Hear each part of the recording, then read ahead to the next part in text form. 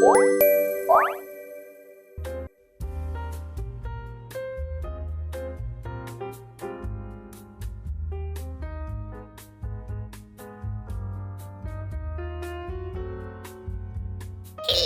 my dear little ones.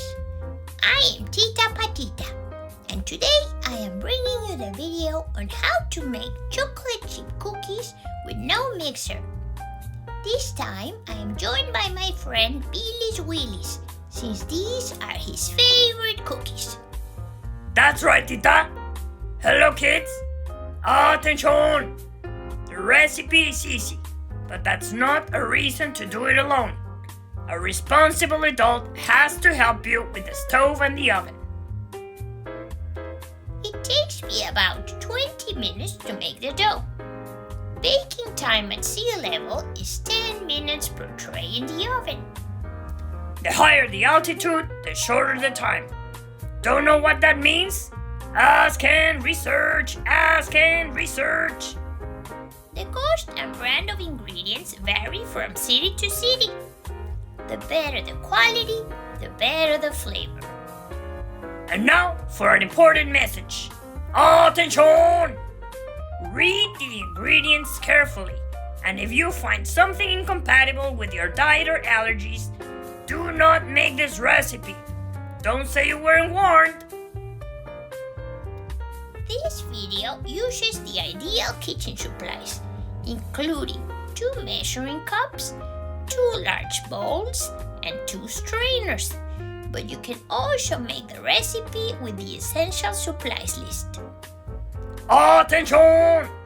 If you only have one small bowl to mix everything, you have to begin this recipe with the sugar and butter mix.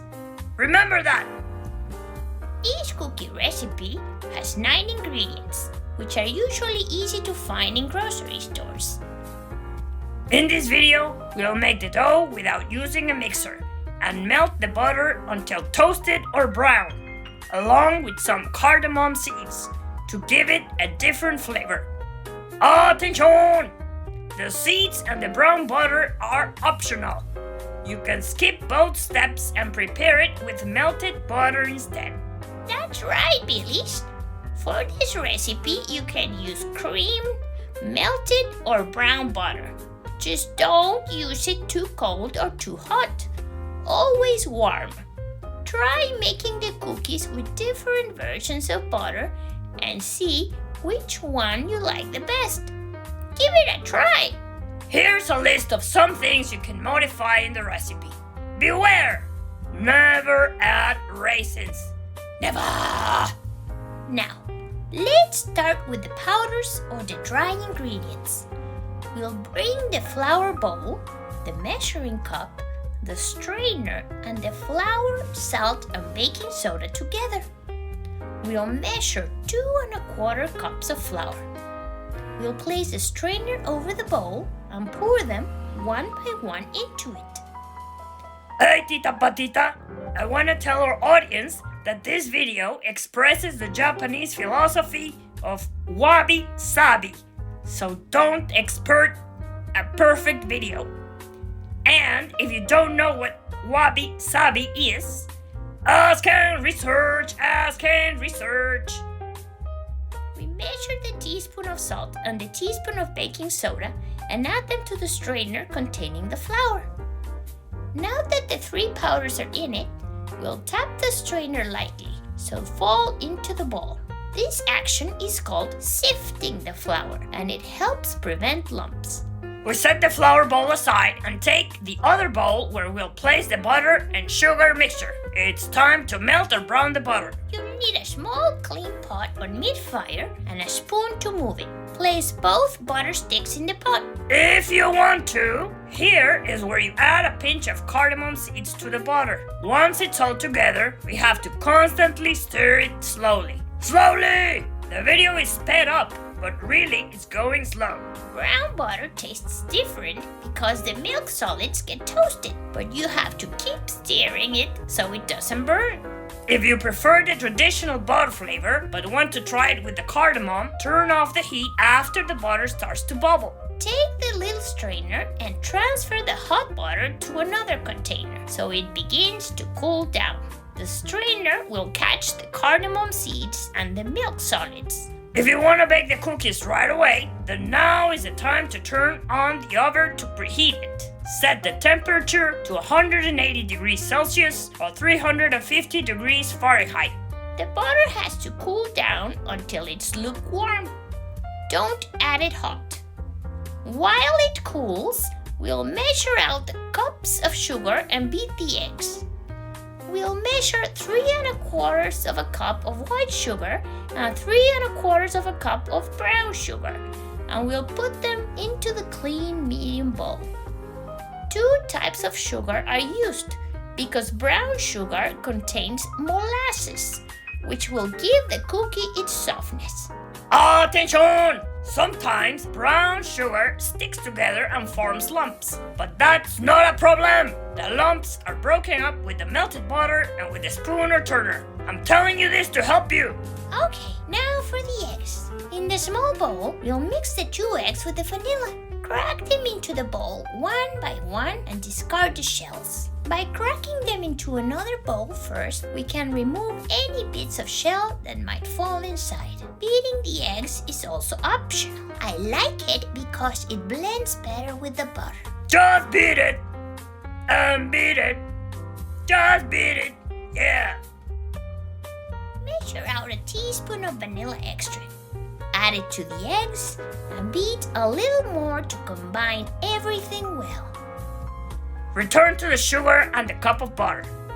Test it carefully to make sure it's no longer hot. Be careful! If it's already warm, pour it into the bowl of sugar and mix well.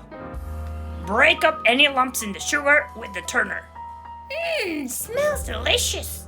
Now that we have the sugar and butter mix ready, it's time to add the eggs with the vanilla and mix everything with the turner to make a smooth dough. We're almost done! Stir well to combine everything. The next step is to add the dry ingredients or the flour mix. Add it little by little so it's easy to blend together. This slow pace also prevents flour from splashing out of the bowl. You'll have less cleaning to do when you're done, and you'll thank me. Be mindful not to stir the dough too much, just enough to combine the ingredients well. That's correct, Bilis. Bring all the bits of loose flour in it. Ta-da! Our cookie dough is now ready. Now that we have a consistent dough, we're ready for the happy moment, adding the chocolate chips. The original recipe says 1 cup, but if you're a chocolate lover like Willis, add 2. That's right, Tita Patita. Everything improves with good chocolate. Now it's time to shape the dough into cookies. We'll bake some right away and refrigerate the rest for at least 24 hours. Take some of the dough, form a little ball, and place it on the baking sheet. Use a medium-sized container with a lid to place the remaining cookie dough balls. The responsible adult will place a tray in the oven for approximately 10 minutes. Attention! It could be less. Keep a watch on the first tray.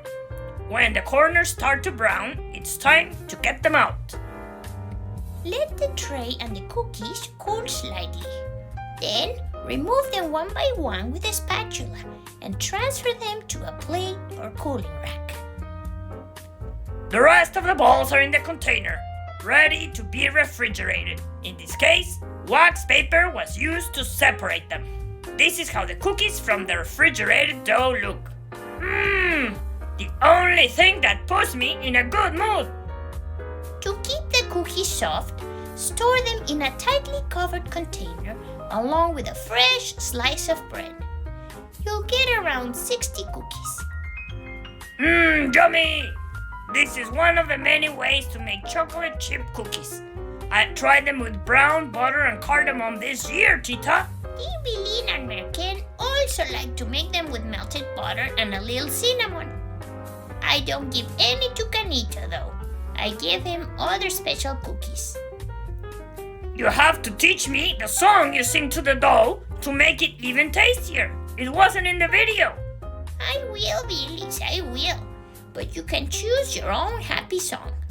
The important thing is to make them with love and intent.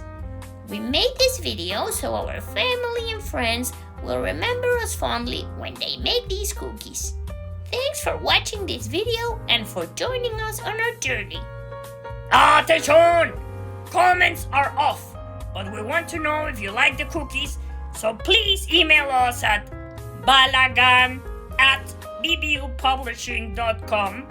And if you like the video, give it a like and subscribe to the BBU Publishing Kids YouTube channel. It's free to do so and it helps more people see our videos. See you soon! See you next time!